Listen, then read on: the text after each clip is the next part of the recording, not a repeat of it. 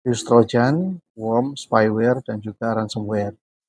Jadi semakin banyak fitur yang ditawarkan, fitur proteksi yang ditawarkan, tentu ini menjadi salah satu nilai tambah pada saat kita melakukan pemilihan antivirus. Dipertimbangkan juga bahwa perangkat lunak ini harus memiliki fitur pengecekan real time yang sehingga dapat mendeteksi serangan dan mencegah serangan secara langsung.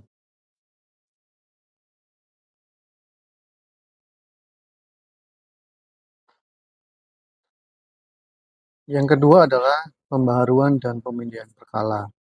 Jadi kita harus memastikan bahwa perangkat lunak yang kita miliki antivirus ini secara otomatis dapat melakukan updating definisi antivirus itu secara otomatis dan teratur untuk mendeteksi ancaman terbaru.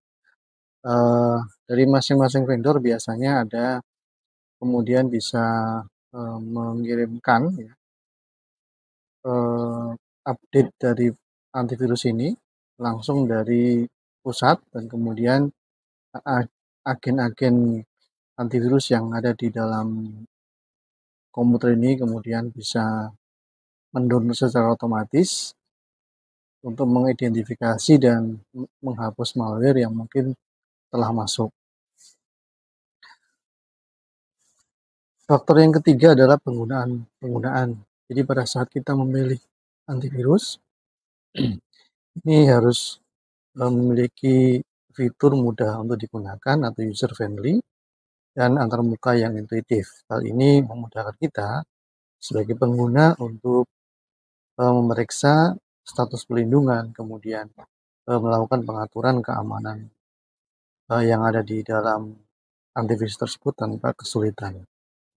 Yang keempat, adanya dukungan pelanggan. Jadi kita harus memastikan bahwa vendor pengembang dari antivirus ini menyediakan layanan baik yang kemudian memberikan panduan pengguna, ada forum komunitasnya, kemudian ada layanan pelanggan yang responsif.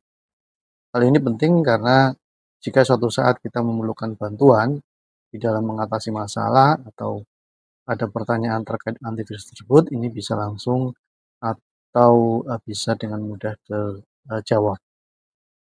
Yang kelima, kita harus memilih kinerja sistem dari antivirus tersebut itu yang ringan, tidak memakan terlalu banyak resource komputer, karena perangkat lunak yang memakan resource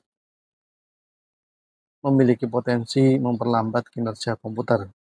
Jadi kita harus memilih antivirus yang ringan, responsif, tetapi memiliki fitur yang lengkap untuk memastikan perlindungan yang kita pasang ini tidak mengorbankan kinerja dari server ataupun laptop ataupun komputer yang kita gunakan.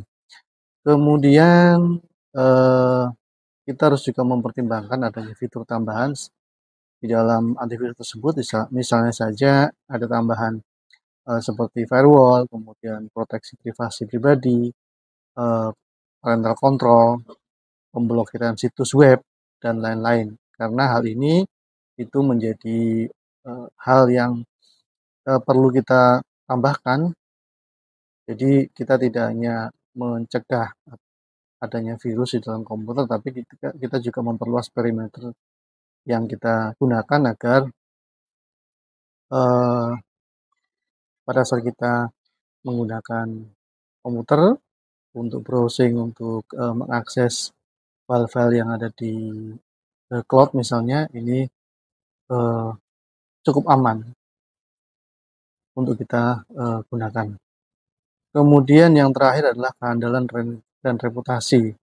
Jadi kita harus melakukan riset terlebih dahulu tentang kehandalan dan reputasi dari perusahaan pengembang antivirus tersebut.